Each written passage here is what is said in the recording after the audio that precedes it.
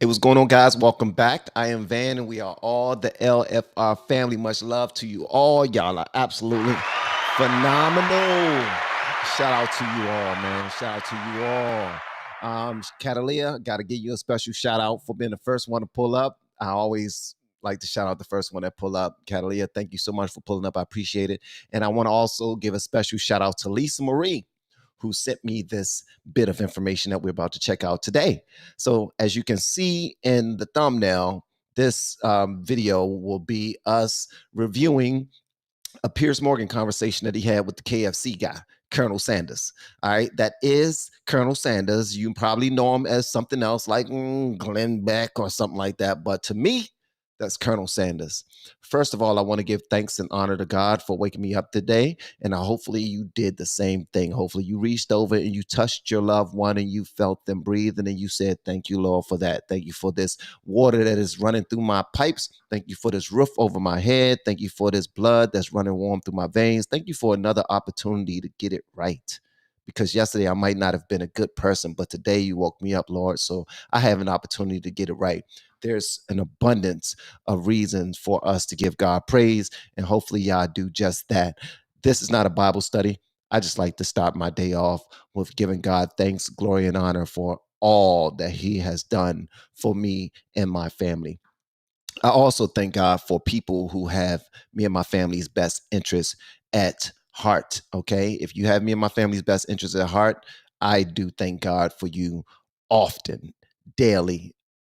Sometimes I skip a day. Sometimes I skip a day, but thank y'all for pulling up. The only price of admission for my live streams is to hit that like button. And also, if you're feeling extra generous, hit that share button below this video and copy the link and share it on Facebook, X, aka Twitter, LinkedIn, Reddit, wherever you can share it. Share this bad boy. Share it so people can see what we're talking about. All right. All right. Shout out to you all. Let me see who's pulling up. Catalia, Lisa Marie. Let me see. Rod. What's going on, Rod? Thank you so much for pulling up, my brother. Good morning. Angel. We got Angel in the building. Oh, Angel always pull up. You're so dope. I was just now talking about you, Angel. April, what's up? Jackie, what's going on? Hazel Eyes, what's up, Hazel Eyes? Hazel Eyes. I can imagine if I had some hazel eyes, man, I would have 4 million subscribers on this channel if I had hazel eyes. All right, before we start this off, I want to read my script from our sponsor. This video, this live stream is sponsored by Learny. All right. Big shout out to my LFR family entrepreneurs and business people. I want you to listen up because I have something special for you that will help your business to consistently grow and become more efficient. What I'm talking about is a social community micro-learning platform for training that's super easy to use. It's called Learny. Let me break this down. Learny's mobile app gives you the flexibility to train your workforce anytime, anywhere, and because it's peer-to-peer, you can let your people teach each other. All right. Learny is very affordable for any size company, whether you have 10 employees or 10,000 employees. Learny's community micro-learning will improve your business. I use Learny for my business, and you should too. Transparency, moment of transparency. I just started using Learny for my business and setting it up and everything. Is so dope. It's so easy to use. So you should consider to use it. Tell them that van.hall Senior sent you, and you'll get 15% off plus a bonus package of micro lessons for free to jumpstart your training. Go to mylearny.com/LFR. That's mylearny.com/LFR, or click the link in the descriptions below and take advantage of this exclusive offer. Don't forget to tell them that van.hall Senior sent you. That was good, man. That was all right. That was all right. You can do better next time. All right. One day you're going to have it by heart. You're going to know about heart one day. If y'all know of any other companies that are looking to sponsor some live streams, please tell them to reach out to me. All of my information is below, my email and everything. All right, without further ado, without further wait, let's go ahead and jump into it because we got some stuff to take care of today, baby. Yes, we do. Okay, this first one right here is an ad that that Trump came out with, and it shocked the world. But it starts out with a mic drop from Barack Obama. This is hilarious. Let's go. Obama will go down as perhaps the worst president in the history of the United States! Exclamation point. At real Donald Trump. Well, at real Donald Trump, at least I will go down as a president. And I know people have talked to you about whether or not you want to run. Would you ever? Never got so bad, I would never want to rule it out totally. A new world order. These allegations are false. Weapons of mass destruction. The USA Patriot Act. The blueprint for large corporations. We once were, we are no longer a Christian nation. Donald Trump confirmed that he is considering a run in 2016. Do it. I am officially running for President of the United States. He will never be President of the United States. Donald Trump will never be elected President of the United States. As people are watching these results come in,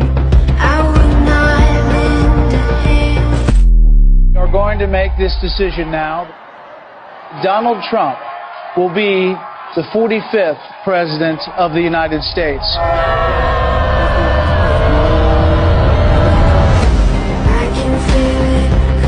Does it ever seem to you that President Trump has done more than any president in modern history? And in the 10 years I've been involved in politics, I've never seen an administration hit the ground running like this. I could spend the rest of the hour laying out the accomplishments under the Trump presidency despite everything thrown at him. The market just had its 12th straight record close. Taking action to save as many kids as they can. We were energy independent under the Trump administration. More Americans reported being employed than ever. Helping those who have served our country in the military to get access to mental health care. The Great American Outdoors Act is the largest single piece of legislation to support our national parks and public lands. created more than 7 million good-paying jobs. Websites can be held liable in court for having sex trafficking content. The Abraham Accords, which for any other president would have been multiple peace prizes. America did not enter into a foreign war. Employment rate in the U.S. fell to 3.5%. The First Step Act eases federal sentencing for nonviolent offenders. Increased funding for historically black colleges and universities. Allows terminally ill patients easier access to experimental drugs. Kept the inflation rate low. Honored with the Bipartisan Justice Award. Had a massive MS-13 gang problem. 3.9% is the unemployment rate, requiring airports to provide lactation rooms for breastfeeding mothers. Middle-class family income increased nearly $6,000. A dramatic escalation in his crackdown on illegal immigration. Advocate for educational choice. Tariffs on Mexico and Canada. An act preventing animal cruelty and torture. Taking out Baghdadi, the head of ISIS, Soleimani, the Iranian general. Save Our Seas Act commitment to environmental issues. We're saying Merry Christmas again. Community development in low-income urban and rural communities. Help us to remember the importance of fighting off tyranny. Pulling out of UNESCO, the World Health Organization, the Paris Climate Accords, reassessing NATO and the United Nations. Stood up for Christianity and the Constitution more than any president in American modern history. We are stopping the attacks on Judeo-Christian values.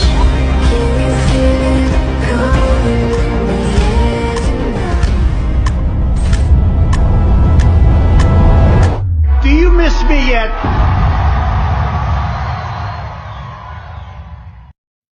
Whoever did that ad, bro, let me tell you something. They killed that ad. I think I'm going to start off every single one of my live streams with that joint right there. Do we miss you yet? The answer is, do y'all miss him yet? Y'all let me know in the chat. Thumbs up if you miss him. Thumbs down if you do not and you don't want him in office again. If he can kick rocks in his socks. But thumbs up if you do miss him. The fact that he stood up for Christianity. The fact that he said we will start saying Merry Christmas again. Because we went through, when you go to the stores and people don't want to be politically incorrect and they say Happy Holidays. And when I look at them, when they say Happy Holidays to me, I say Merry Christmas. And they be like, whoa, I don't think you're supposed to say that around here. When do we become so soft?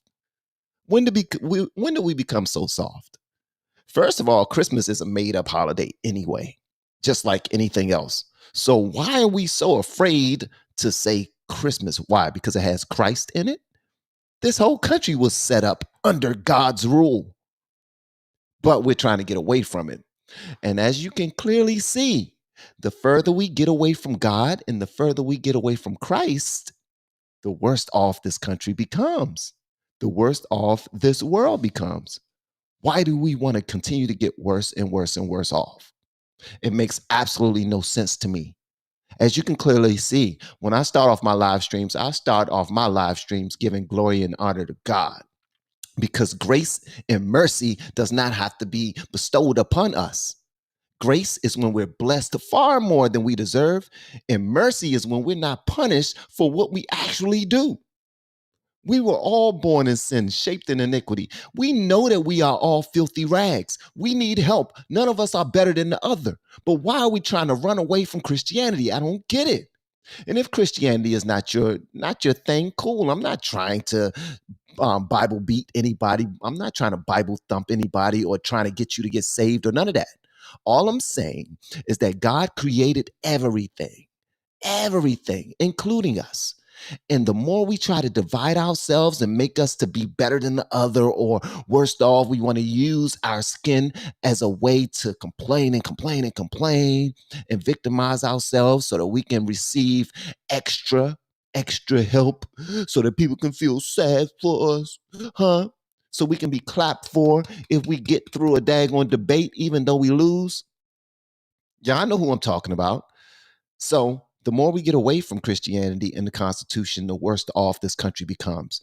And Trump beats the Constitution and Christ back into you to make sure that, no, we're moving forward the right way. And you can clearly see from this ad that a man that moves with God first, putting God first, they accomplished much more. There was no war. There was no wars. Everything was moving on the upward trajectory. People were losing less jobs. They were working a lot more. People were happier, and there was less divisiveness. The only reason why people were divisive when he was president is because they didn't like him and they didn't want him to win from the beginning. So they did whatever they possibly could to make sure that he did not look good in the eyes of the country. This dude didn't even accept a salary. I'm not even going to go forward with that. Y'all let me know whatever y'all want me to know about that ad. Man, that ad is on fire. I think I'm going to start my live streams with this ad again every single time. All right, let's go into the main source of events that we got going on, because we about to have a good time, man. It's Saturday. It's a beautiful day outside. It's a lovely day outside. Hopefully you go out there barefoot too. Go out there barefoot, man. Put your feet on the grass. All right, put your feet on the ground. Ground yourselves. Go outside and enjoy it. All right, take your kids outside if your kid's still small enough. And if they aren't, go outside just to wash your car. When the last time you washed your car? I took myself out. I took my truck outside to wash it. I didn't wash it myself. I'm bougie. I pay for a monthly service that you can come anytime you want. I do realize that ruins just your paint, so I try not to go too often. You know, them little brushes that are really sharp, and as fast as they're going, they do brush away your paint. They will scratch your stuff. So if you got a nice vehicle with nice paint, don't overuse that service, please, because you will ruin your paint. All right, let's go and get into it. This was sent to me by Lisa Marie. And let's go and get into it. If you want to thank her for it, feel free. Let's get it. You gave it 4 seconds of your time, my departure from CNN. You said on your radio show, so we're going to do that after we mourn the loss of Piers Morgan. Okay, we're done with that. He clearly has got a form of dementia. We are being threatened as the West with nuclear weapons. And this guy is the guy in charge. You cannot replace her. She's a black woman, the first black woman vice president. Now you have the opportunity. You're going to replace her with a white man? We have veterans that are living on the streets while we're putting migrants up in 5-star hotels. I'm sorry, that doesn't make me a racist. You're destroying the country. Is America actually heading to an ever darker, worse place? If our nation goes dark, we'll make the Nazis look like rookies. The reality in Gaza, though, you are going to, if you're attacking a terror group, you're going to kill a vast amount of innocent young people. I know. The purpose of war is to kill the enemy faster than they can kill you. Glenn Beck is one of the most influential and acclaimed commentators in conservative media. Like me, he starred on both CNN and Fox News, but is most lauded for his fearless digital empire. There's a lot we agree on, and a lot we don't agree on. I've actually never interviewed him before, so I'm particularly delighted to welcome Glenn Beck, the CEO of The Blaze, to Piers Morgan Uncensored. Well, Glenn, they thought it would never happen, and here you are. Now, before he starts speaking, I always have to interrupt. Just to let you guys know, if I'm talking too much and I'm getting on your nerves, feel free to exit, okay? I talk a lot. That's just something I do. I have an opinion, and I'm not afraid to give it. All right. But I try not to be redundant. I do want to say this because I saw it inside of the chat. April said, April Russell, if you're still here, please tell your 7-year-old that I said hello as well. She said, my 7-year-old said tell you hello. I think it was your 7-year-old grandson. Tell your 7-year-old grandson I said hello. Okay, let's go.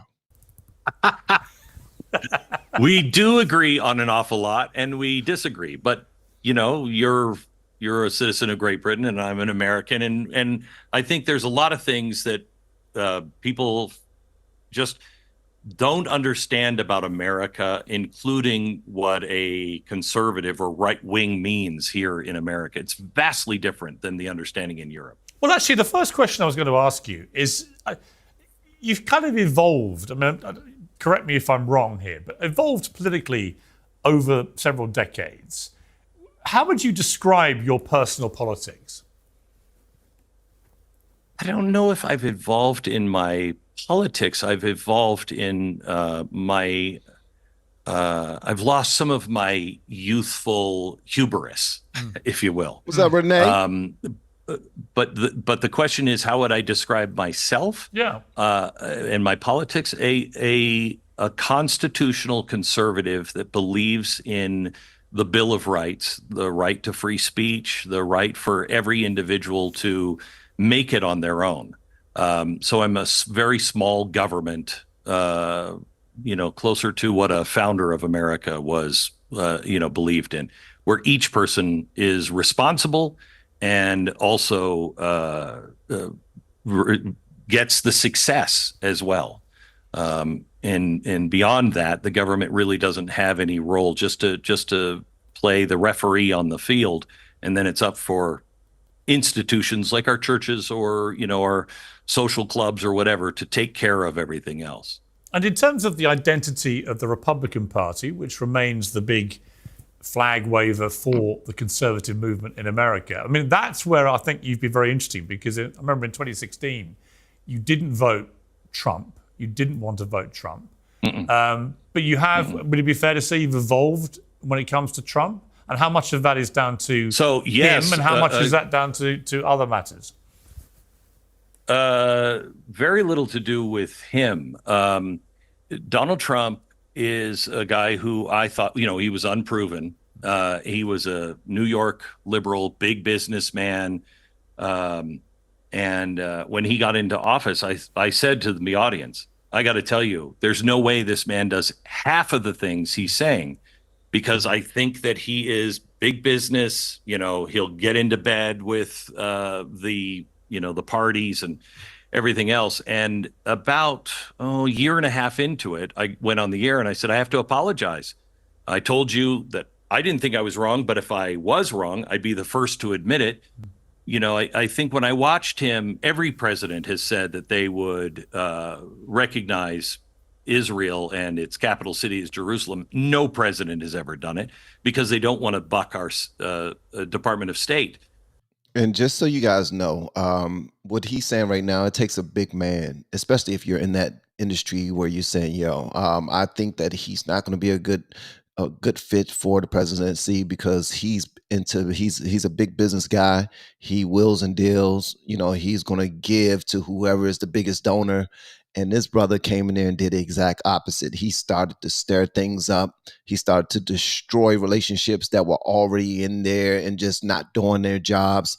The whole clean up the swamp thing. People thought that he was faking. He was not. And he didn't even take a salary. Also, someone asked me, did I see this yet? No, I have not seen this yet. I haven't seen any of this. I'm still a reactor at heart. And a lot of the things that I check out are usually for the first time. So I'm checking this out for the very first time. Some of you may have seen it. And I was one of the guys who were voting blue no matter who. So I like to check out individuals who have been lifelong conservatives. And I like to hear their point of view, especially the people who did not really believe in Trump.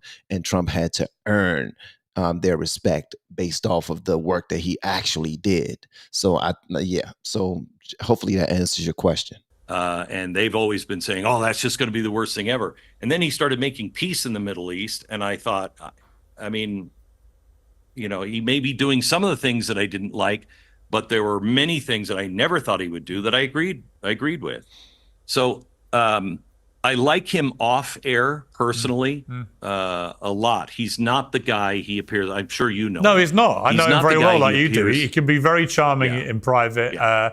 And he can actually show a lot of things like empathy and so on, which he just refuses to show as a politician, which I find really interesting. When I left, I do when too. I left CNN, and I think I'm right in saying that you gave it 4 seconds of your time, my departure from CNN.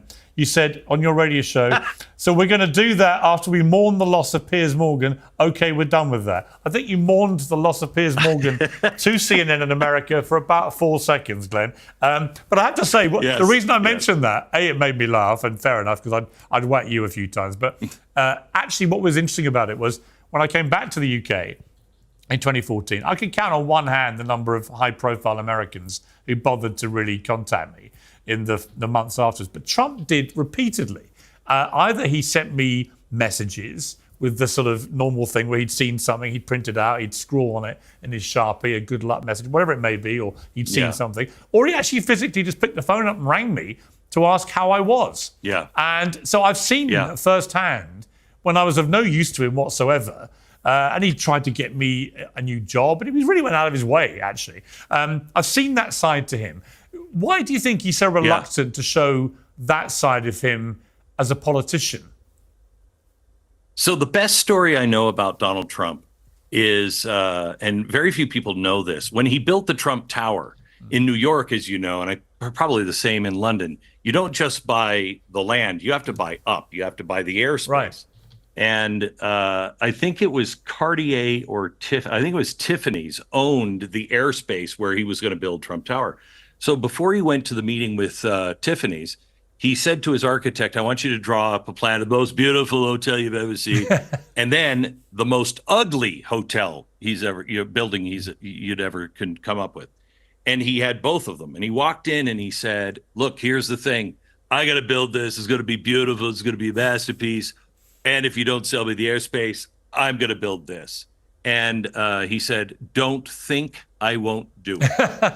And they said, we're never going to sell you the airspace. So he went home, went back to his office. By the time he got back to his office, they had called and said, okay, we'll sell you the airspace. He doesn't show weakness. He's a guy who, you know, I've always wanted a president that kind of, for our enemies, not our allies not our citizens, but kind of has a twitchy eye where you're like, that guy just might do it. He just might do it. But you have confidence that he won't do it.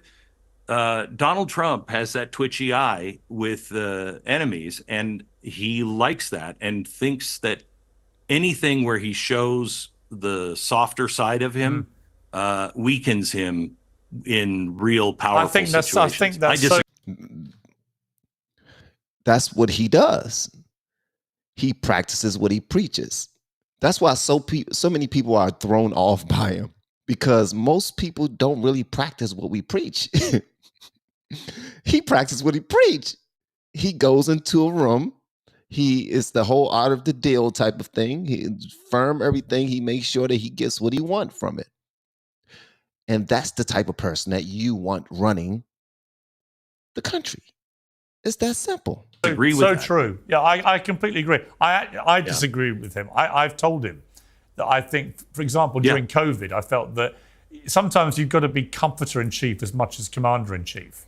You know, you've got to kind of embrace the people and say, I know what you're going through here. Yeah.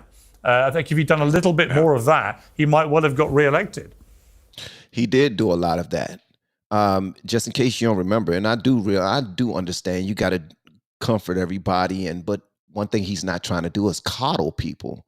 To comfort people is different from coddling somebody, telling someone that what you're doing that's ruining this country, don't worry about it, keep doing it, I'll take care of you. No, that's what the Democrats like to do.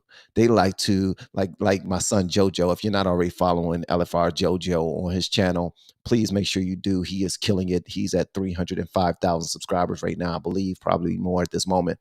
But he said that the Democrat Party are like the parents who have badass kids that never get good grades, but they always buy them the new pair of Jordans anyway, just so that they not feel left out.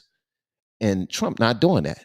But here's the thing, the reason why I stopped the video is because a lot of people have forgotten about the poor white people in this country. Remember that? I think Hillary Clinton called them the basket of deplorables.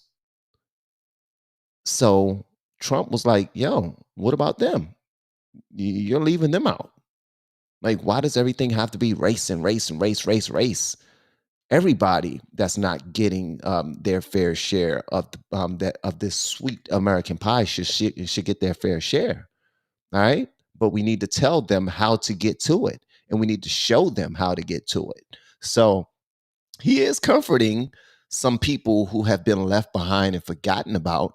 But since I guess it's not popular to be white nowadays, nobody's going out of their way to make sure that they take care of the poor white people. I'm just saying. Yeah. He's an interesting guy. He called me after I said, I was wrong. He called me up like nothing happened. And he said, Glenn, I just want to thank you for your comment.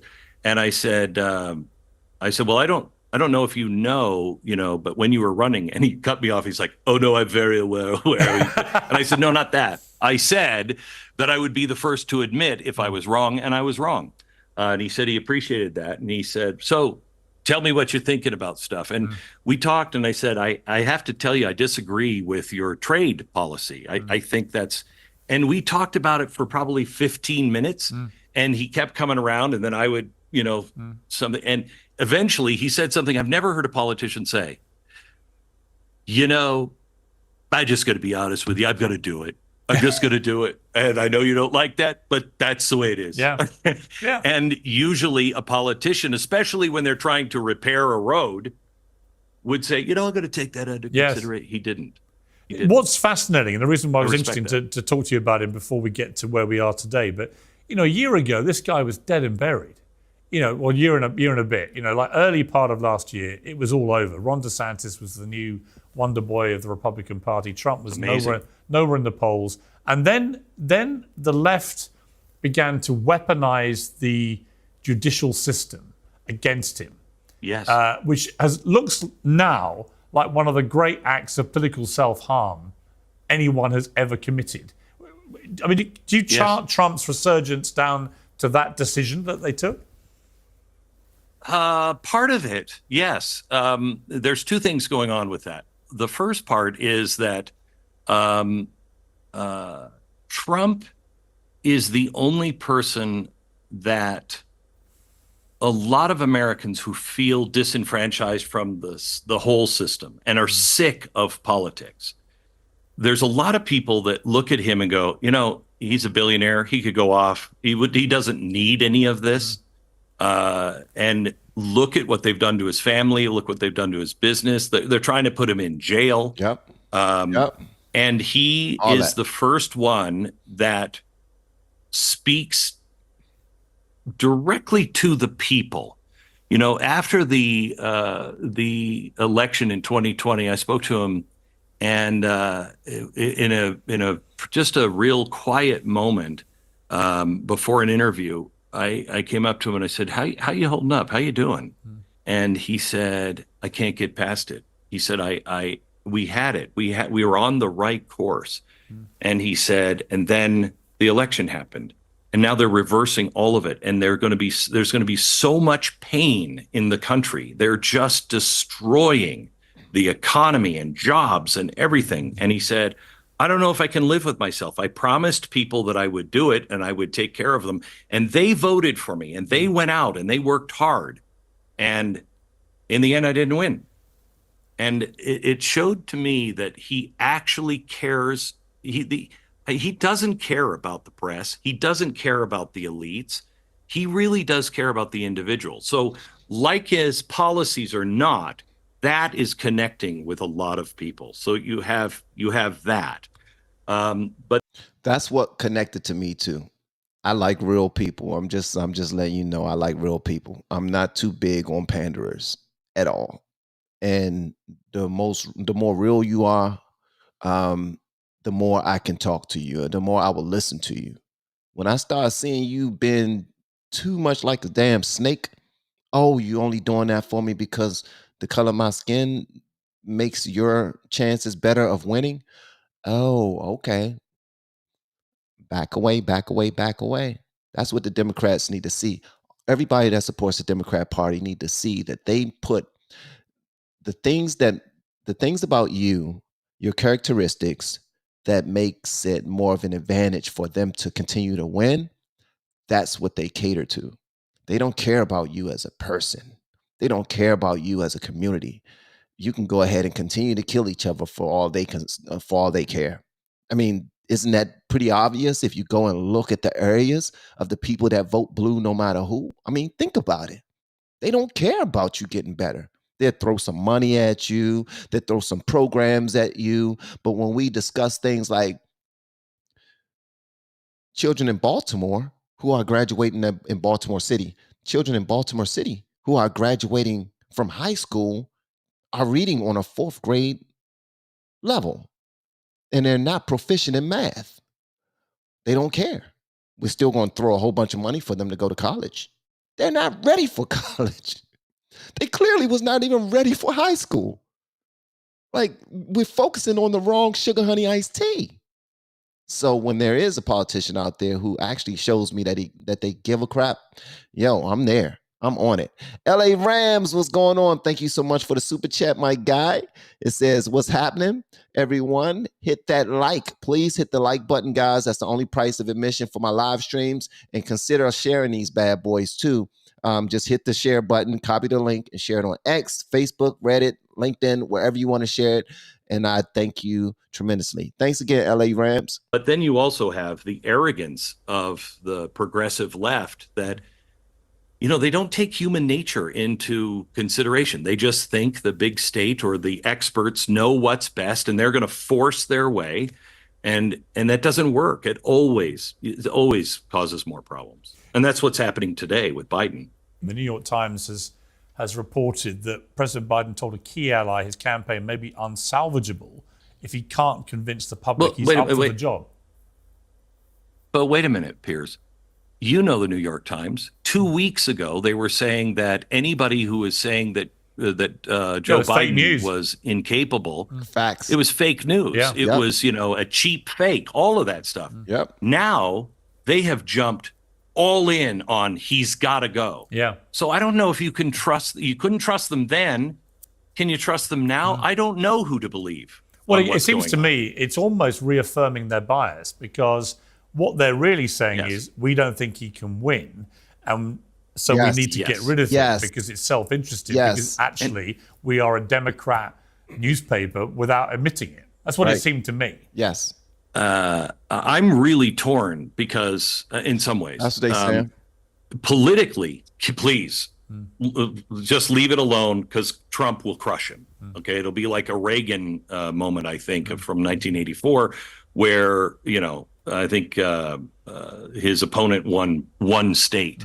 And I think it's so obvious about him that I think it could end up being that. So that's political. What bothers me is everybody's talking about him dropping out of the race. We are being threatened as the West with nuclear weapons. Yes. not just Russian nuclear weapons, but Iranian nuclear weapons, North Korean nuclear weapons. And this guy is the guy in charge. He should not just step down. If he's not good enough to run, he certainly is not good enough to be the president of the United States. That's exactly what I was thinking when I was watching the debate, because as it unfurled, this kind of catastrophe, you know, my 12-year-old daughter walked in halfway through and went, "Is he asleep?" about Biden. And I was like, wow, he's the president of the United States. And then I saw the briefing afterwards was, well, you know, he's quite good between 9 and 5. But if it's later in the day, he's an old man, he gets tired. Okay, so what happens if Putin decides to rattle the nuclear cage at 7:30 or midnight or whatever? It was a terrifying admission that for large swathes of a day, he is unfit and incapable. Thank you for saying that. Thank you for saying that. I have to tell you, the main thing that I walked away from that debate was terrifying horror. I just watched that and I thought, all of our enemies are watching the president of the United States. Yeah. Everybody knows if you're going to go for him, go right now. This guy is literally asleep at the switch.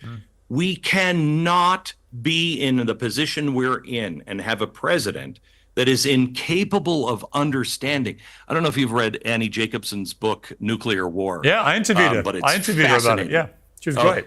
It's fantastic, isn't it? There's no way Joe Biden could handle that. I mean, we are not in the position to play games. I don't know who's running the White House, but you cannot run the United States of America and be checking in at 11 o'clock and checking out at 4. That's real talk right there. But guess what? They don't operate with under a hierarchy. They have a president. I mean, we have a president, not they. I'm talking about Democrats. We have a president, but it's not really the president that's running the country right now. It's his administration. So to them, and they know this, so to them, they can place anybody there as long as they can win, as long as we can remain in power. Anybody can be in this. We don't care if it's Michelle Obama, who never governed anything a day in her life but her family. Never governed anything, but they're saying that her numbers are way better than anybody else's numbers who actually governed. Like, take it seriously. How about that? We are in the greatest nation. We are in the most powerful nation in the world. Take it seriously. They're not taking it seriously. They really aren't. Now, I'm not saying you have to be a lifelong politician in order to govern properly. We saw that not to be true with Trump. He wasn't no politician at all, and he did a damn good job as the president, far better than most of the presidents that were in office. So you don't have to do that, but they aren't taking it seriously. They're just looking for specifics. Who can win? We need somebody black. We need somebody who's a woman. Who's black and who's a woman? Dang, Michelle Obama. Even Kamala is getting better numbers than Joe Biden, and she never done a damn thing.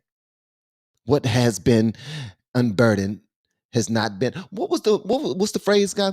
What has been cannot be unburdened. What in the world is? Have y'all seen that there's an actual document that's being passed around right now around the Democrats that's trying to push her forward as the front runner, as the person to take over for Joe Biden, and it's actually titled "What Has Been Cannot Be Unburdened," and nobody knows what the hell that means. What has been, okay, I'm not going to get into that, but this is crazy. Take it seriously, guys. Can't happen. Glenn, what is the likely scenario here? Because there is obviously the reality check, which is that if Joe Biden does decide, as the New York Times is intimating, to step aside, if he does, then all the money that he's raised, which is a lot of money, many hundreds of millions of dollars, $150 million. They can only go to Kamala Harris. It can't go to any other candidate that comes in. From a political point of view, how restrictive is that on them going for argument's sake, a Gavin Newsom type? In other words, does it have to be Kamala simply because of where the money is? So I think the money isn't the only thing. Kamala Harris was brought onto the ticket in this madness of equity. So she was brought on because he promised I would select a black woman to be the vice president. How about we just get the most qualified? There's lots of qualified black women, okay?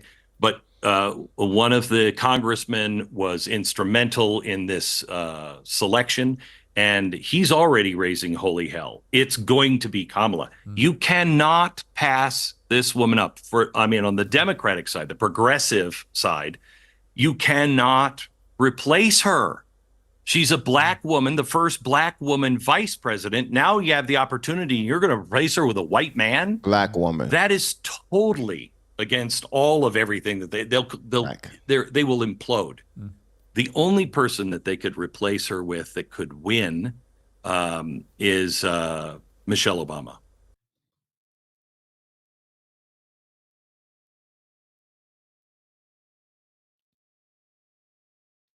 Told you.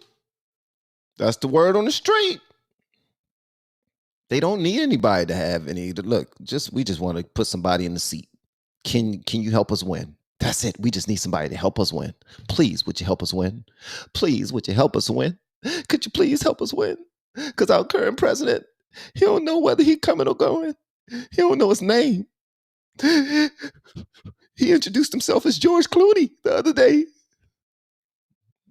The dude is, oh my God, man. Right. Who doesn't want to run it? She doesn't want it. Yeah. I believe that. But I also believe her husband is actually the one kind of running the White House right now and the policies. And she hates the White House so much, and she doesn't want that role. But if she could be talked into it by her husband by saying, this is it, we close the door on that American chapter and we begin anew if you're the president, she could, if she took it, she could win. Yeah. I got something extremely important to say. And it comes from Kamala Harris. And it says, what can be unburdened by what has been.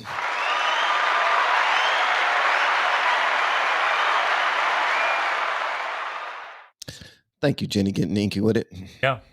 It's an extraordinary state of affairs. There have been two incumbent Democrat presidents since World War II who have stood down an election year, Truman and Johnson. Slightly different circumstances. I think in both those cases, there was a fear they may lose primaries, which obviously has not been the problem for Biden. But there's also the 25th Amendment. I mean, is Biden now coming into this? I saw yesterday's press secretary insisting he's not got any form of dementia. I thought that was a blatant lie. I just think you look at a guy of 81 or 2, whatever he is, he clearly has got a form of dementia. I mean, it's inarguable. And it's not a bad thing. It happens to some people. It's not an ageist thing. You know, you look at Alan Dershowitz, that guy is what, 85 and sharp as a tack. Yeah. So it's not just it's an important thing for the president to be clear-minded. I think they're lying to you again as well. The 25th Amendment, however, smartly was written after Kennedy, that it can only be the president, the vice president, and the cabinet. So it's his own party, and the cabinet and the vice president have to agree. Congress can't do it. There's no laws that can be passed or anything else. No one else can take him out. That's important so you don't have political games going on to take the president out all the time. But I don't think that these people in Washington, they've been running their own departments and their own show now for a while. I would imagine they'd be like, why would we? I mean, we've already been doing it for all this time. We haven't really needed him. Just leave it alone. Why change horses when you don't need to? Yeah. In their opinion, I think. Glenn, you've said on the record, I believe, that one of your spirit animals was Howard Beale from Network, one of my favorite movies. And rather like Howard, you've tapped in to a lot of simmering anger and distrust and, just a feeling of disenfranchisement from society and so on. Is that accurate? Is that how you see your role, that you're sort of getting to the people that don't have a voice like he did? No, not my role. When I said that, it was kind of how I felt that this is a character I watched on TV, you know, in the movie, and I'm like, I'm that guy now. But you know, that's a little, you know, that takes it too far. It's genuine. I'm not tapping into anything. I'm feeling what I'm feeling and expressing it. I'm not a journalist. I'm a self-educated man. Only in America could somebody like me end up doing what I'm doing. I have a pretty good gut. I read a lot. I dismiss experts an awful lot because I've seen the experts be wrong over and over, and we keep asking them after they're wrong, okay, so now what do we do? And then they're wrong. And then we ask them again, so, okay, so what's the plan now? Stop it. You know, everybody's convinced there's this system that's going to protect everything. Well, it might protect a few at the very, very top, but it's not going to protect the average citizen. And right now, all over the world, you're seeing people rise up and say, pretty much, I think, and I think I've heard you say this, for the same reasons, just different outcomes. You're not listening to me. Yeah. You're not hearing me. You're not helping me as a farmer or a teacher or anything else. Yeah. You're helping yourself, you're helping corporations, you're helping labor unions, but you're not helping me. And people feel like, you know, you're making all these decisions as global governments about what I'm going to eat, where I'm going to live, what I'm going to drive, how many vacations I can take. And you haven't even talked to me about it. And every time I bring it up, you say, oh, that's not happening. And then we find out, yes, it is happening. And then you admit it, but there's something else now that you're saying is a conspiracy theory. I like Glenn Beck, man. I didn't before. I thought he was a far right wing guy, and I was blue no matter who. So I didn't like Tucker Carlson for whatever reason. I didn't like Hannity. I didn't like Glenn. I didn't like Laura Ingraham. I didn't like Megyn Kelly. And because of, you know, the blue, I damn sure didn't like Trump. I thought everything coming from the right was racist. I thought that people who was a conservative did not like black people. And do you know that that's still being taught? That's still being taught, that anybody who is conservative don't like black people. And any black conservatives, any black people who are conservative, they are Uncle Toms and sellouts to their community. They don't care about the black culture. That's how that's painted. That's how it's set up. It's set up that way for a reason. Once you realize that people are constantly telling you all these lies just so you can stay in their pockets, at some point you need to wake the hell up. At some point you need to wake the hell up. That's why you see all of these smaller channels starting to do conservative politics on their channels. And a lot of them look like me. It's because a lot of people are waking up. Glenn Beck seems to introduce a lot of common sense from this whole political atmosphere. He does. That's what I'm hearing. When he speaks about it, he's coming from the point of view of somebody who's, like he said, it's not about how much schooling I've had, because I haven't gone that far in education. I teach myself. I study. I read a lot. And I don't give too much credit to experts who are always wrong, but we always turn to the experts for what's right and how to think and how to move and how to believe. I love that. People, common sense need to be made great again. How about that? Make common sense great again. Jenny getting inky with it says, and thank you again for the super chat, Jenny. She said, what made you start checking out politics, and what changed your mind about conservatives? Country music. During reactions, I was checking out things that I've never checked out before, and I was learning cultures I was learning other people's cultures through their music. So I never listened to rock ever. So when I listened to rock, I was learning the culture of the people who love rock music. And then I started listening to country music. I always was told and was taught that country music was racist because they sang about olden days and olden times where black people were in chains. This is a learned behavior. This is a learned way of thinking. But when I started going out and learning for myself, I was like, yo, this is actually making sense to me. I'm listening and I'm learning. I'm listening, I'm learning. I'm just starting to search other places that wasn't already in my algorithm. And next thing you know, I'm learning about things that I never would have tuned into by myself. And certainly MSNBC wasn't going to tune me into it, and CNN wasn't going to tune me into it. So I had to do it myself. And that it just snowballed. I just kept going and learning more things that I never learned before. And it just happened through YouTube. So here we are. It's really not that deep for me. It's just at first, certain things weren't being shown to me and I had to go find it myself. And when I started defining myself, I had a better understanding. And I just moved over. Because at first I was voting for black people. I was voting blue no matter who. I was voting down party lines because that's what I was taught to do. Like they'll put a black person in front of you and they'll put a rapper in front of you and a singer and an actor. And they say, look, they like them. We like them. And then I would be like, okay, then I like them. If Hollywood likes them, then I should like them. It's a popularity contest. It's about keeping you entertained. But then when you start to learn more, you're like, yo, the wool has been over my eyes this entire time. My head has literally been buried in the sand. And I was not paying attention to the things that were supposed to be paid attention to. And you can't have a life that way. You can't. So now I vote my values. I vote my values. And if most black people, and I hate to separate this, but if most black people were to vote their values, most black people would be conservative. I'm just saying. Feel free to take that how you want. But if most black people voted their values, we will vote conservative. Because our grandparents didn't play. We was going to put God first, period. We was going to go to church. We was going to study. We're not going to be out there showing our tails. We ain't going to be out there with our pants hanging off our ass.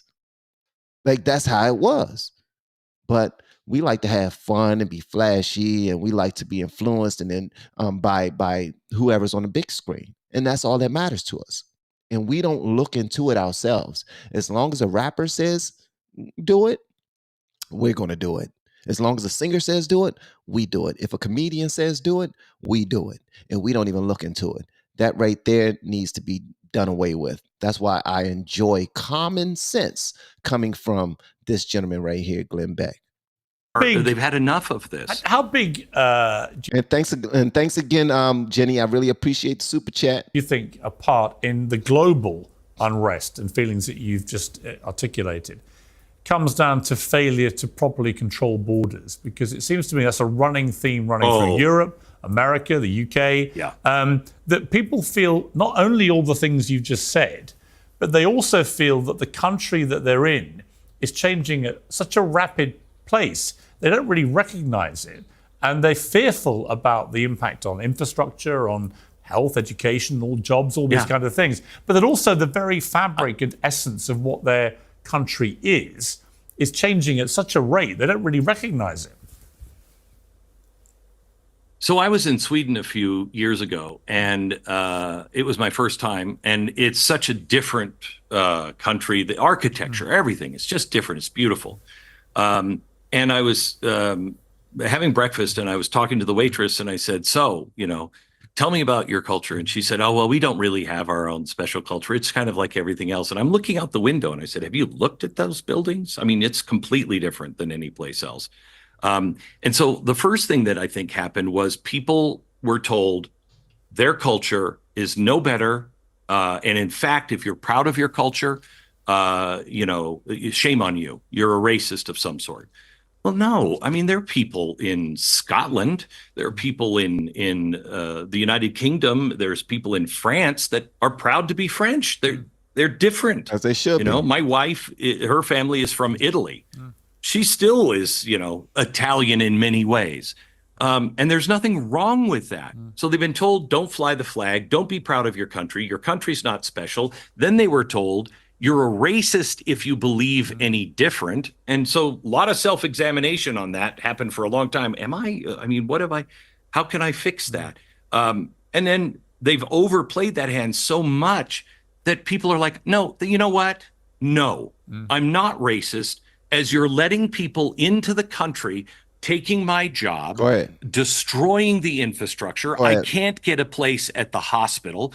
In our country, we have veterans that are living on the streets while we're putting migrants up in 5-star hotels and paying for their food.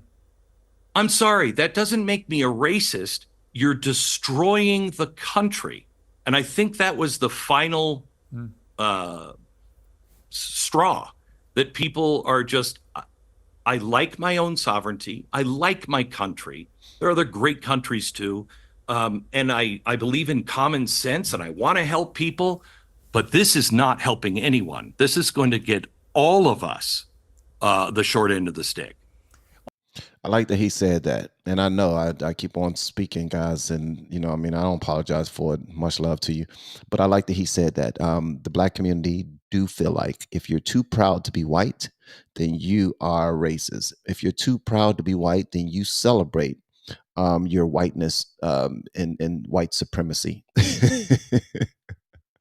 If you're too proud to be white and too proud to be an American, then you must want to put me back in chains.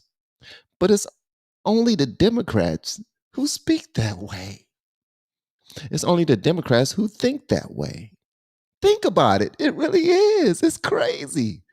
I challenge any Black person that's any Democrat. I challenge any Democrat to try and hear that type of rhetoric come from a conservative. You're going to hear it only from Democrats, man.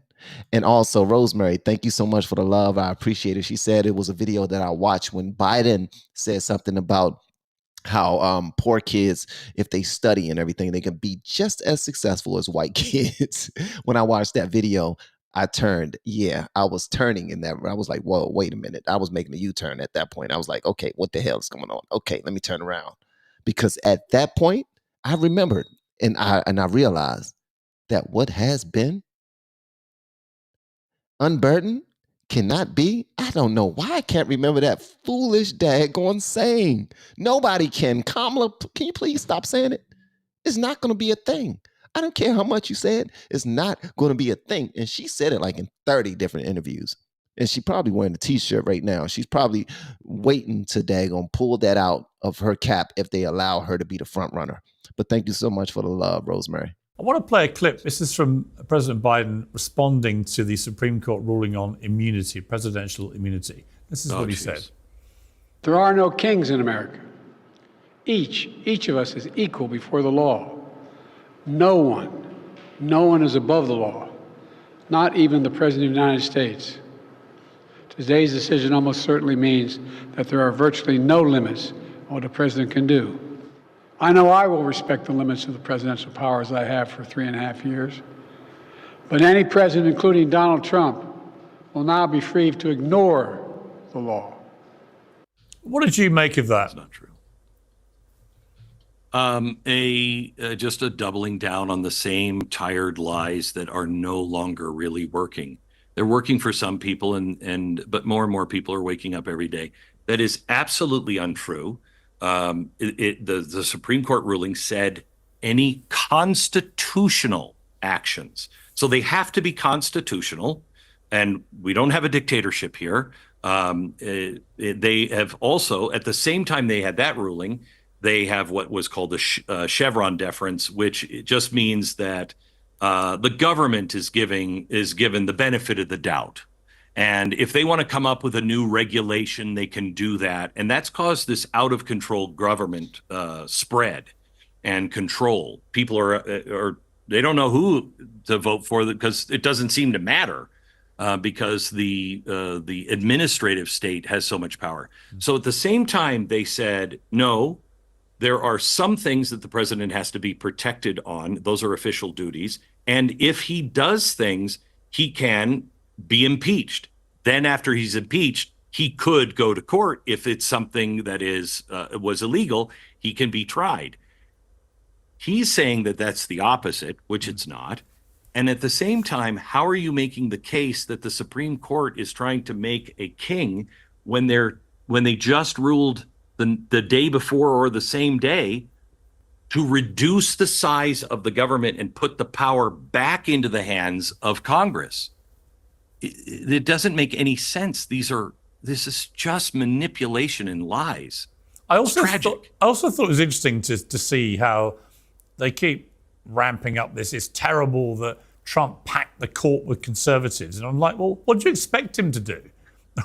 If you win an election in America and one of the places on the Supreme Court comes up, you are allowed to put somebody on it.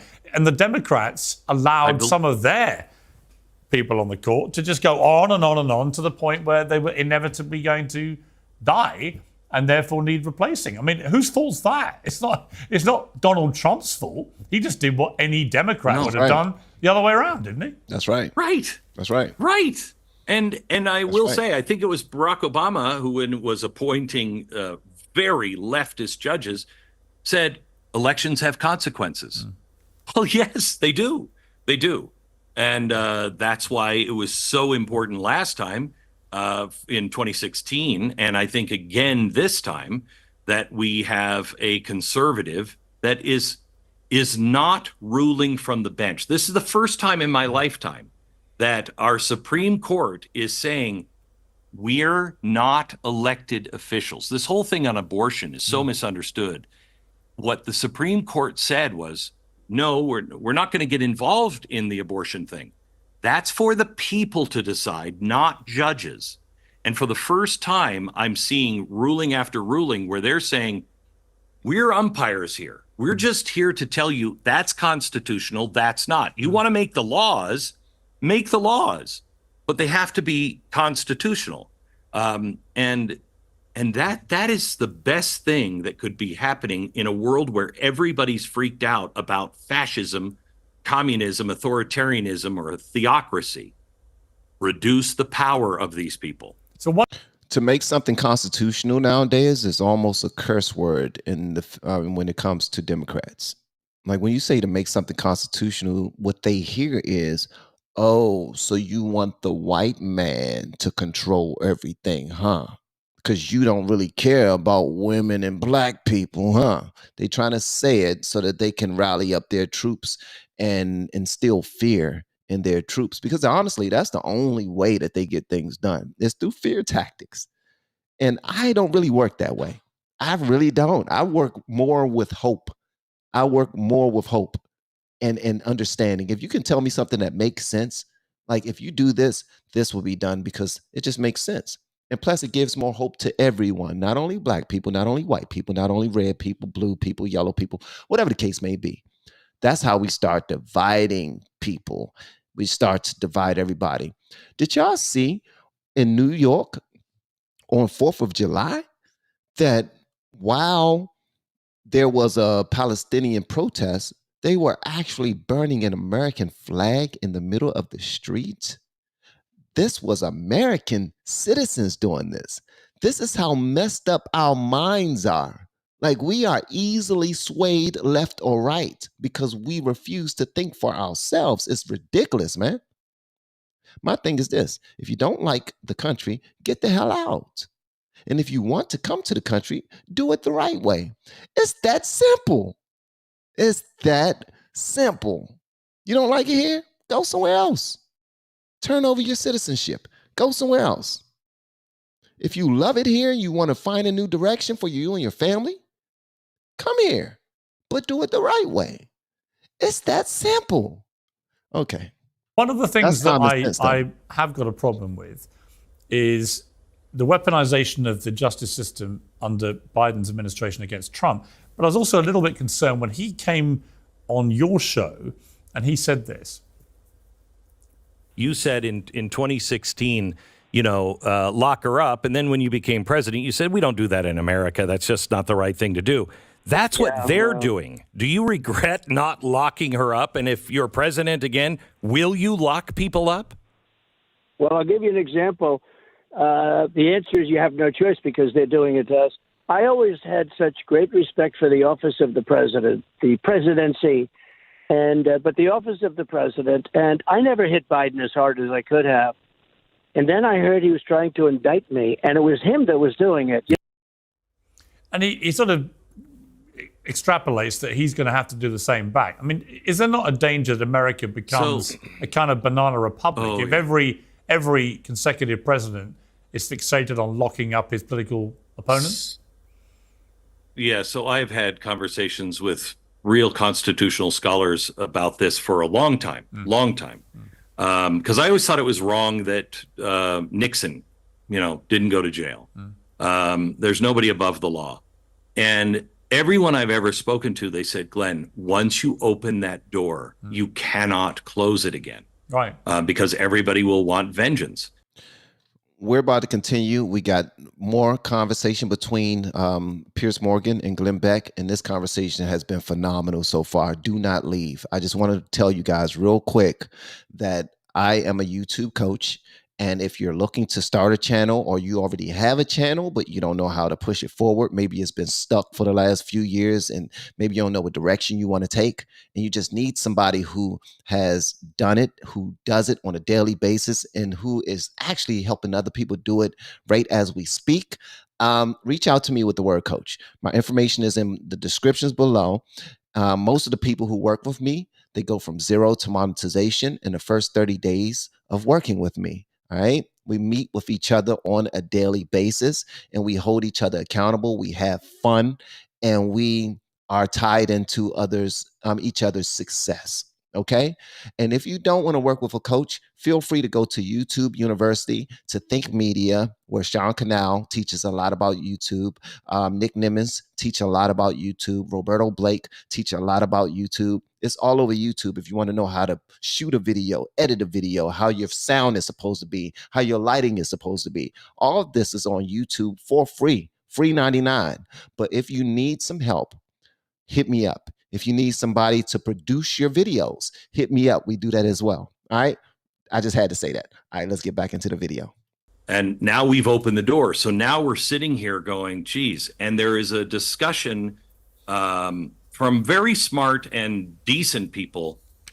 Unless you teach them a lesson, it won't stop. But who's going to give up that power? I don't see very many George Washingtons around, and it makes me nervous. However, if it's not weaponizing the court, if it's an actual, for instance, I do believe that Joe Biden has taken money and laundered it and for his family from China.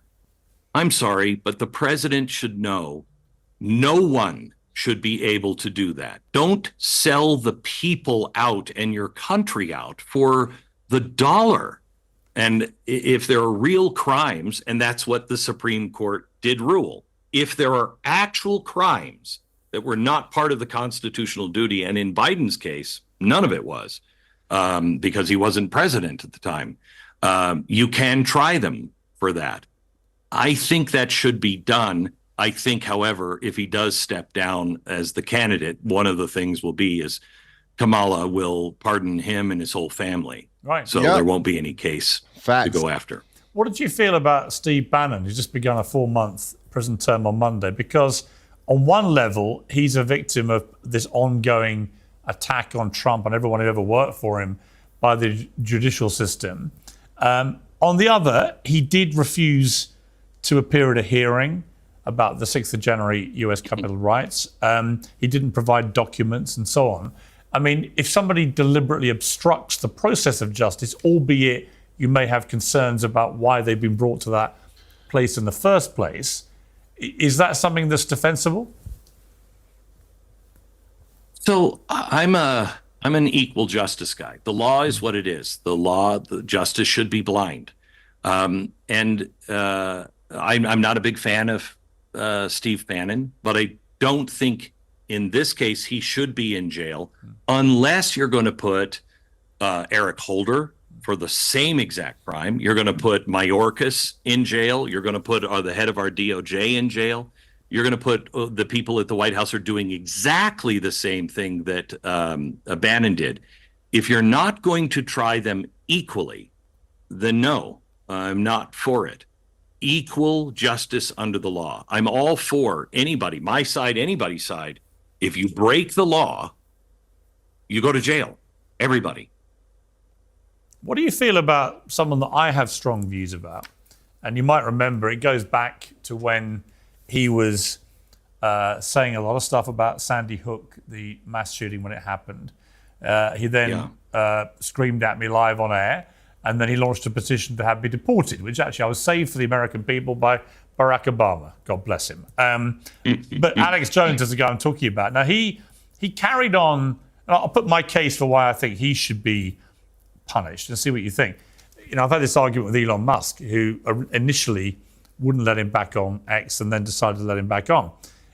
This is a guy who deliberately monetized misery in the sense that I absolutely believe he knew that when he was talking about it all being a red flag operation, a false flag operation, when he was talking about the victims' families being actors and so on, that the misery and hurt that he calls them and the tangible threats against them that then manifested themselves, that when you're making hundreds of millions of dollars by doing that quite deliberately, knowing what you're saying is wrong, should you not be properly punished?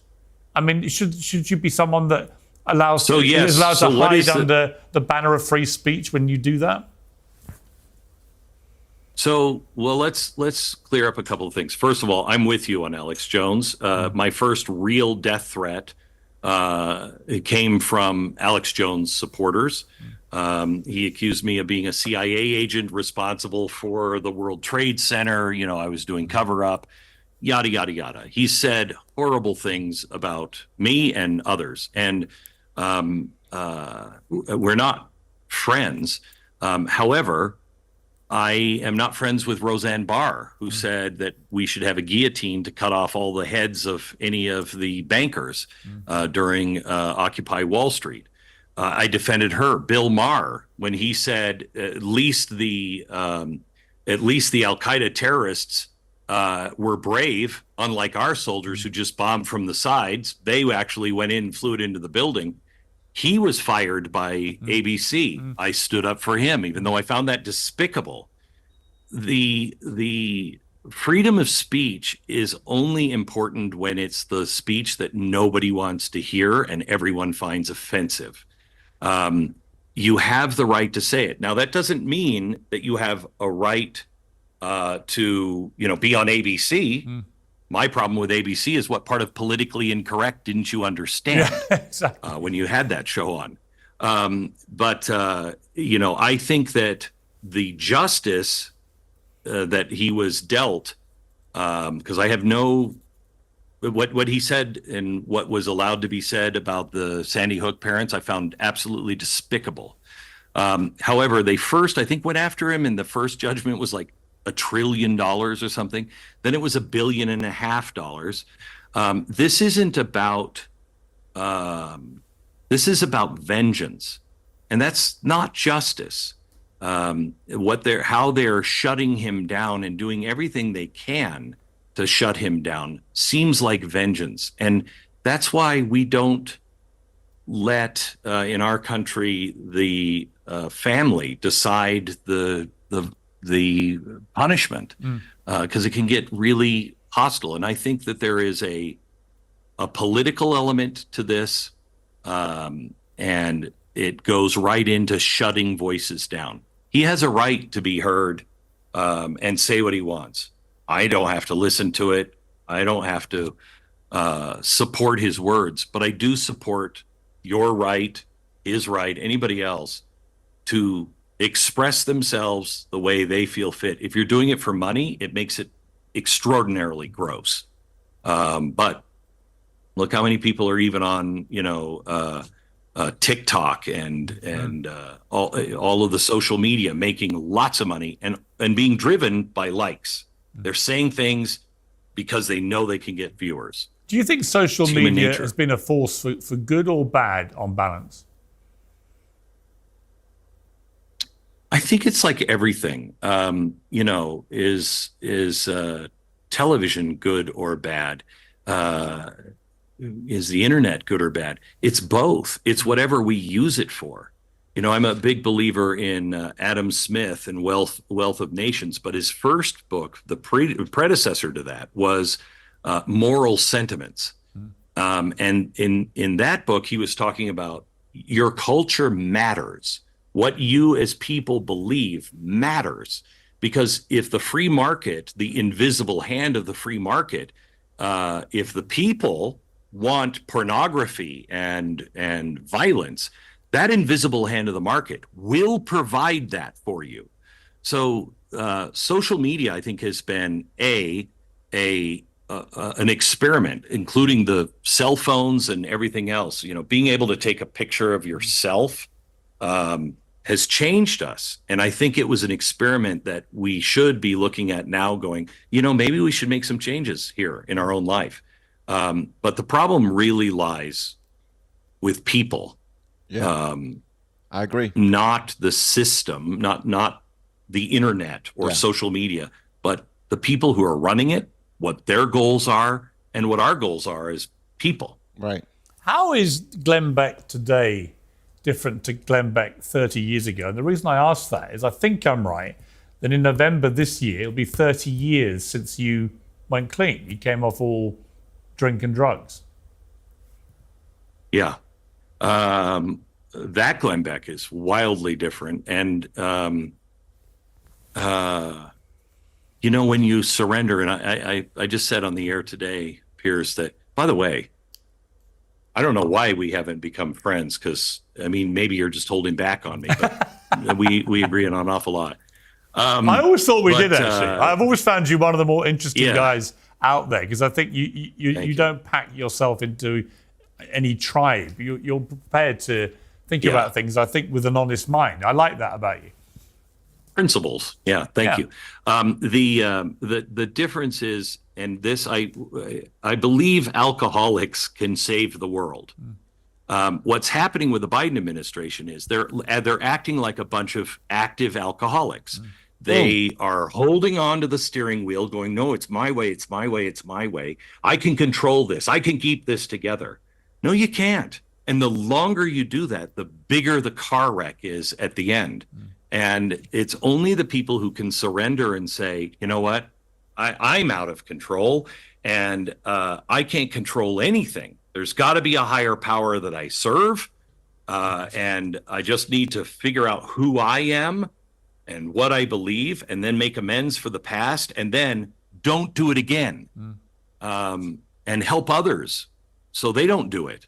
I think if we just, as societies, practice the 12 steps to recovery, I think we would solve a lot of our problems. I think because we're out of control. So right. Do you still have any devil on your shoulder that occasionally is like, God, I just want to go completely nuts? No, I mean, after the debate, I would have liked to drink that night away. You know, they talking about drinking. Just want to put it out there that I am nearing 5 months alcohol free, no beer, no liquor, no nothing. Now I'm not a real big drinker, but every single night I usually would have like a little glass of bourbon, but it started to bother my stomach a little bit. And as adults, guys, the older we get, we need to pay attention to our bodies. Our bodies will tell us exactly what we need to do more of and what we need to do less of. And honestly, just full transparency, feel free to judge me all you like. But listen, I don't lie on my channel. It is what it is. I'm trying to do the same thing with marijuana at the moment. Yes, I'm trying to do the same thing with weed. I've gone 2.5 weeks without smoking weed. But I really don't see any downsides of marijuana yet. I'm just saying, although it does make me lazy sometimes, a lot of times. Yeah, maybe I should give up weed too. Okay, just wanted to put that out there. And also everyone that Renee is shouting out, Mad Cow Mark, Amisha Raja, Mark Gudetti, Katia, Hollywood, Dubine, Doug Spiegel, Myra Page, Schumacher, Minnesota Dave, Welcome, everybody. Welcome. Cindy Dreamer, Kimmy Joe, AI. Shout out to you, Theo Falk, Ed Birch. Shout out to you guys, Cobra Joe. Thank y'all so much for pulling up. I appreciate it. Vivian Johnson, Aldana, Bill the Butcher, Raven Hawk, Marilyn Wilson, Robert, I don't know how to say your last name, and Nation in Distress, May 30. Shout out to you guys, man. I saw that Renee was shouting y'all out, and it's for a reason. Y'all must be special to her, and if y'all are special to her, then y'all are special to me. Let's go. Kids, do not waste your blackouts. You only have a certain number of blackouts before you really have to admit you have a problem. Don't waste them. Save them for later. No, I don't. I found God, and I know what I believe to be true. And my biggest problem 10 years ago was I was certain of many things, and now I am certain that I am uncertain about almost everything. Really? You know, how interesting. Yeah, I think when you couldn't be me in America, Piers, and I went from the fourth most admired man in the world on this AP thing they do every year in America, and I was tied with Nelson Mandela and the Pope. Okay, I remember I read this. We were on thoroughly vacation deserved, as a family. Glenn. It came around Christmas, and I said, good. I brought it to the table with the family, and I said, good Lord, our country is so lost. Look at this. And I didn't belong on that list in any way, shape, or form. But a year later, I went to Fox, and just because leaving CNN, going to Fox, now I'm a different person, and I'm the most hated man. I didn't deserve either of those, but did I do anything to cause the second one? And the answer is yes. And so what I really think is important for everybody, we don't talk to each other anymore. And if we could just learn, if we could just do this, when I say, I can't talk, I'm not talking to him. Well, what does that say? That says that Piers Morgan has nothing to teach me, that I can't ask him questions and say, well, wait a minute, how did you get there? That's arrogance on my part. We have to listen to each other because it's our only path to the future, to be able to figure out, wait a minute, this is a giant misunderstanding, Piers, because you just said this. Okay, I understand you now. Let's correct that together. But we're not doing that. We're being pushed to be separate. Notwithstanding all the toxicity being pushed and to be tribalism separate. and so on, is America in a better place actually than it's ever been? I mean, many people like to say it's never been worse, but if you go back into the history of America, there's been, Hell no. I can answer that, Piers. Hell no. Hell no. What? We literally have transgender story time in elementary school. We got books that are showing body parts and talking about sexually explicit things in elementary schools. No, this is not the best place the country has ever been. No. Are you kidding me? Is he serious? Well, do have to remember that Piers is not American, so he's not gonna care about those type of things. But hell no. Are you? Have y'all seen the BET Awards? Most of the adults, the adult women, well, a lot of the adult women that were there were dressed so scantily clad that you can see the daggone nipples and their moose knuckles. No. People are getting killed far more at a higher clip in blue cities. No. In poor red cities. No. The answer is nah. Hell no, to be honest with you. Is he serious? Sometimes you just run out of things to say in interviews, so I get it. I totally get it. Like you get to interview somebody big and you say, you know what? I'm going to ask you something else. Are we in the best place that American has ever been? Hell to the nah. Hell no. To the no, no, no. Hell to the no. Hey, what's going on, big dog? Shout out to this brother right. Yeah. Prophet Bear. Shout out to Prophet Bear, man. He says, God, and thank you for the super chat. He says, God bless LFR family. I love the honesty and going through struggles. I'm in the boats you are at the moment, waiting on the Holy Spirit to tell me my next move. I belong to a community on X called X Crypto Church. We hold church spaces every day, trying to reach the degens for Christ. Man, shout out to you and shout out to you guys for spreading God's love and God's truth and God's message. Hopefully y'all continue to do so. And it's not really about bringing on more Christians or anything like that. It's just basic instructions before leaving earth are great principles to live by, period. And if we all follow those principles, there would be far less killing, far less stealing, far less everything wrong, far less everything that's bad. But it will hurt capitalism a little bit because, it won't be as many purchases for alcohol. It won't be. It won't be as many purchases for weed because right now weed dispensaries, although Kamala Harris is responsible for a lot of people being arrested for weed, there's a bunch of legalized weed in many cities around America. So make that make sense. But capitalism is king around here.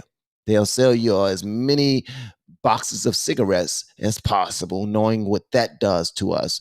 But now they're starting to sell weed, which a lot of people were arrested for, and some people did not make it out of jail for. So you got a lot to consider. And looking at alcohol, how many times that, like Lisa Marie says, alcoholism can ruin families completely. So we've seen that happen time and time again. So the fact that you guys are sharing God's love and you are meeting on a regular basis, brother, whatever you're going through, you will be okay as long as you stick to the principles of God, for real. I know this is not a Bible study here, guys, but sometimes I get into my Christian bag because I love the Lord. I love the Lord. And if loving the Lord is wrong, I don't want to be right. That came from an Eddie Murphy movie. All right, let's go. Thank you again for the super chat, brother. You are absolutely phenomenal. A lot of unrest, a lot of civil unrest, a lot of, issues that go back right to when it was founded as a country.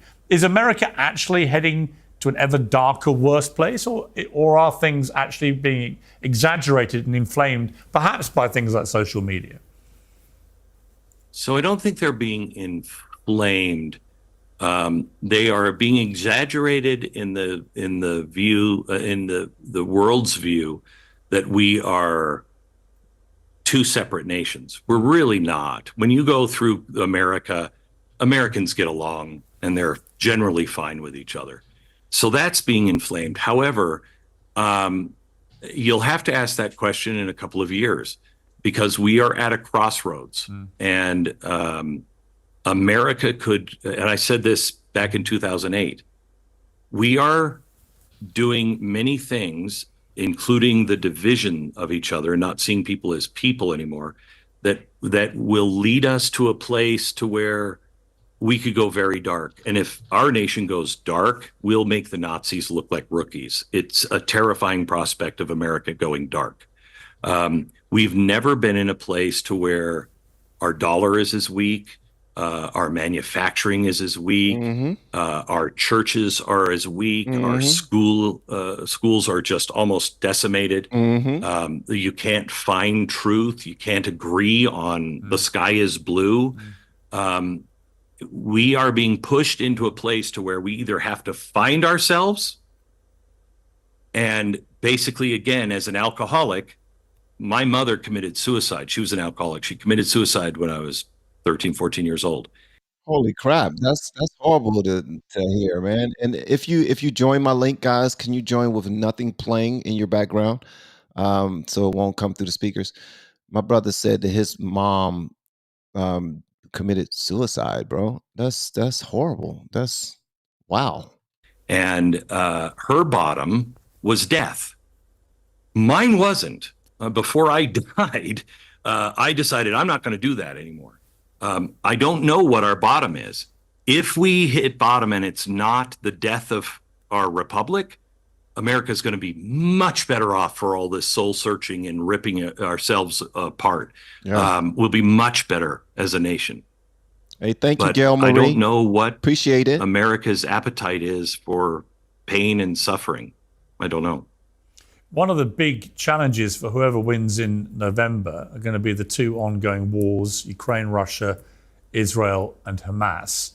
You've been extremely supportive of Israel to the extent that you've actually, through your charity, you helped bring back 440 people to the United States from the region.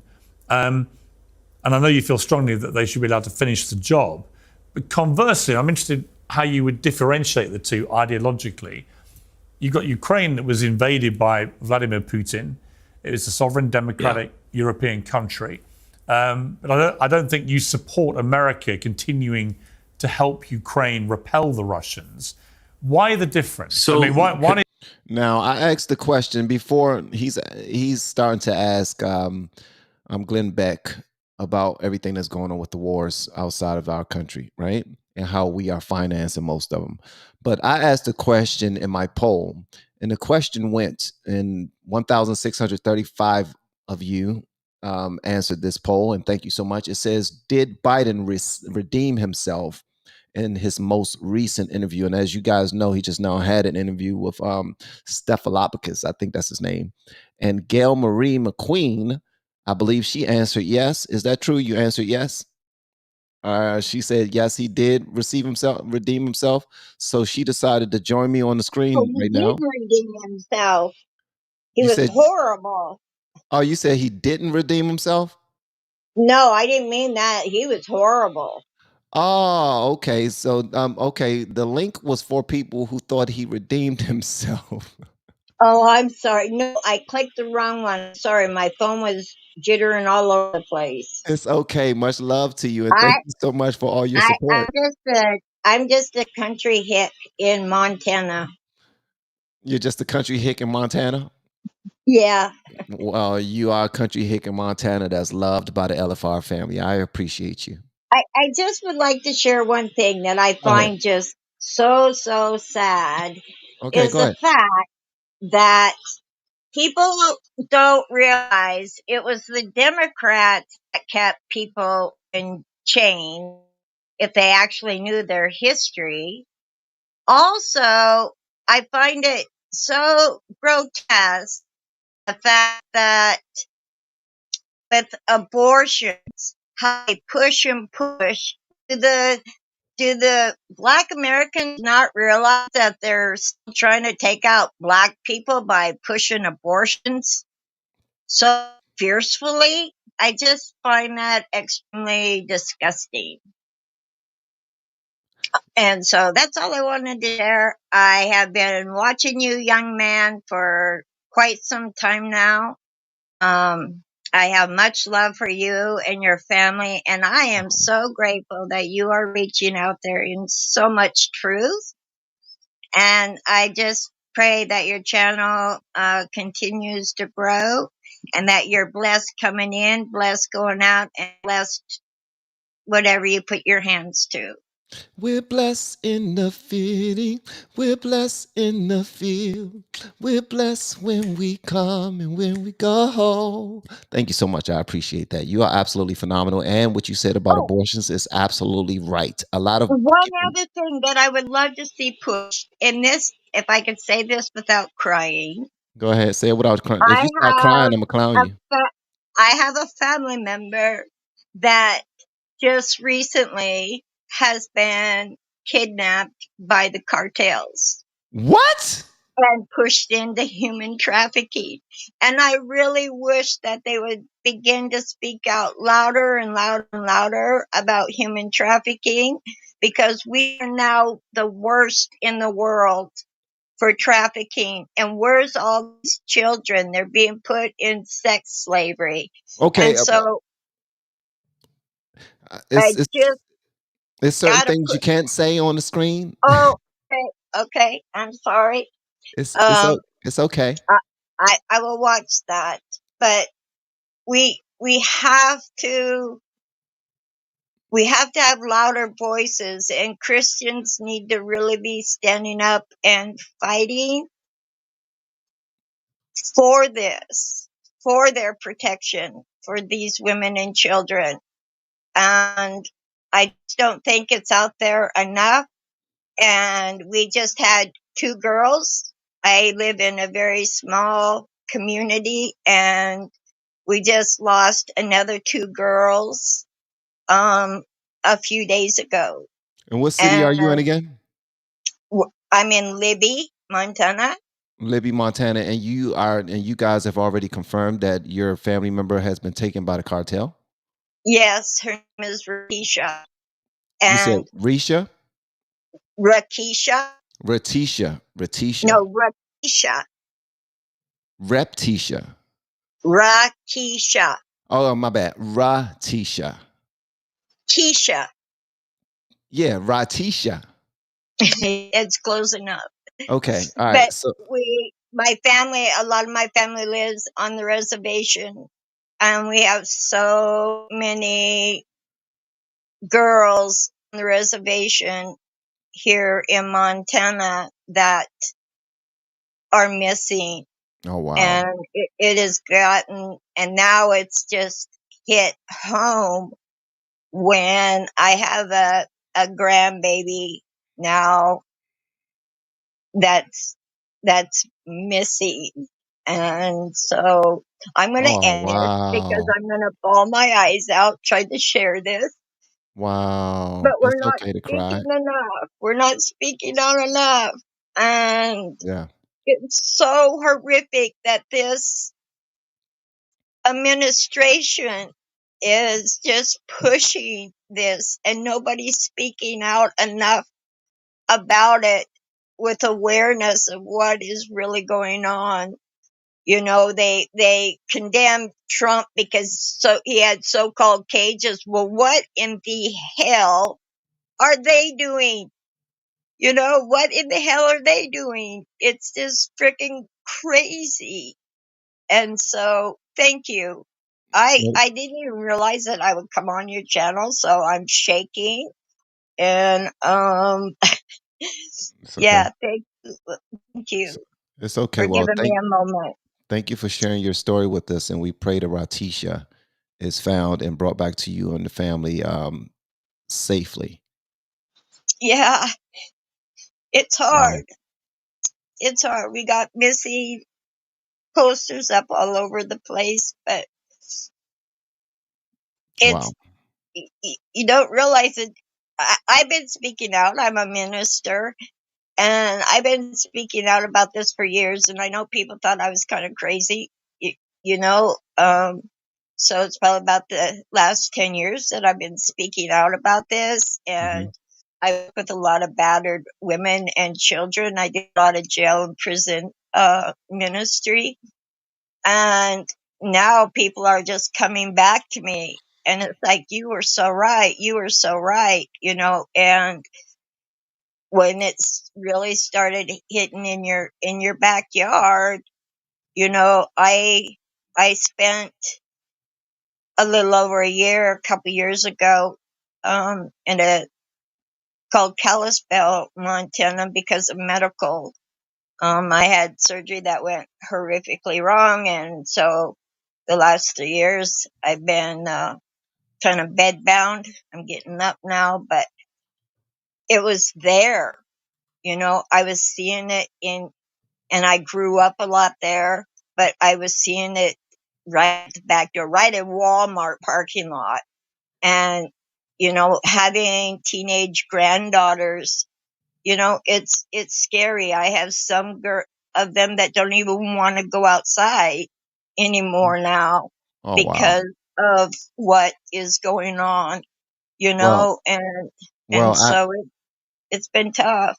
Well, I'm sorry that this is going on with you and your family, and I pray that you guys get justice and your baby girl returns home just fine. Continue to pray, continue to lift up God's name, and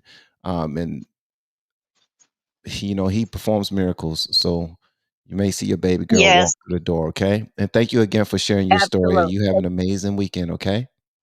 Yes, thank you. All right. Yep. You be blessed. All right, guys. Wow, I didn't expect that. I did not expect that. And unfortunately, I have a 2 o'clock meeting coming up. So my apologies for not being able to finish the remainder of this conversation. But I don't want to be late for my meeting. So hopefully that don't rub you guys the wrong way, but I want to uphold my meeting time. Thank y'all so much for pulling up, guys. I appreciate it. I did not know that our live stream was going to go this long. I appreciate all of the blues for helping out. You guys are absolutely phenomenal. Always pulling up, always being a part of what we have going on. Thank you, thank you, thank you. For everybody who communicated with one another respectfully inside the chat, thank you so much. I really appreciate that as well.